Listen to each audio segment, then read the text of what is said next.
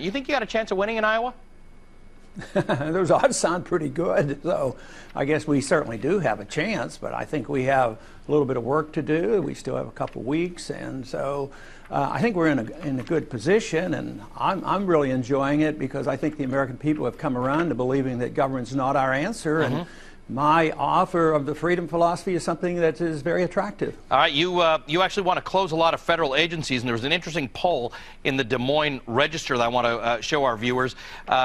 About the number of people who agree with you. 60% of respondents agree with closing the Department of Housing and Urban Development, 57% with the Environmental Protection Agency, 54% with the Department of Education, 45% with the Department of Energy, 42% with the TSA. Well, we can discuss what you do with that if you get rid of the TSA. 36% with the Federal Reserve. Here's the issue.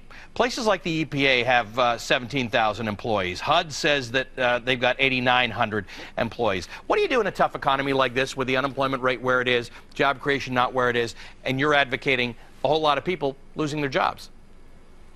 Well, you go through attrition and you let them go and you reduce the number of people who are working for the government, because many of us who see government as the problem, as people working for the government as being non-productive, it takes money out of the private economy, puts it in the government, and then the bureaucrats, they do damage to the economy, so you lose twice. But it's not like putting them on the street the first day, but there is an attrition and they go back into the workforce. But we've gone through periods like this, and the example I've used frequently is after World War II. 10 million people came home, and we didn't have any work program, and all of a sudden they had jobs again because the government got out of the way. There's been some talk, again, resurfaced talk, about some things that that were written in a newsletter under your name. I know you've started to address this, but in 2008, the New Republic, James Kirchick attributed some comments to you in newsletters where you referred to disturbances in Washington's Adams Morgan as animals taking over the D.C. Zoo, referring to African Americans. You said that Martin Luther King seduced underage girls and boys. You talked about Ronald Reagan proclaiming annual Hate Whitey Day with Martin Luther King Day, and you advocated prohibiting AIDS patients from eating in restaurants. These things were published under your name. Yeah, but I didn't write them, and I disavowed them.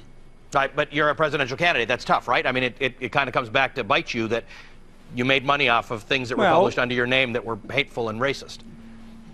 Yeah, but this has been addressed for 20 years, and nobody accuses me of that type of beliefs or language.